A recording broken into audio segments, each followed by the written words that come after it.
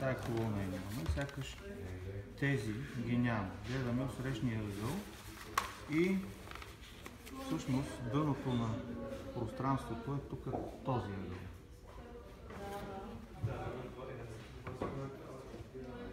Колкото повече намаляваме ъгъла на другите стени, което искахме за перспективата предишната, толкова по-малко става дистанция, защото тук е точката на наблюдение, тук е изобразителната равнина, с най-далечната точка. Затова е по-добре ъгълът да бъде по-голям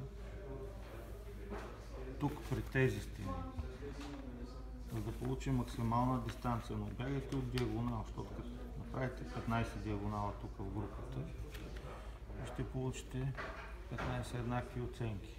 Всичките ще сте си? Всичките. Лебедово езеро.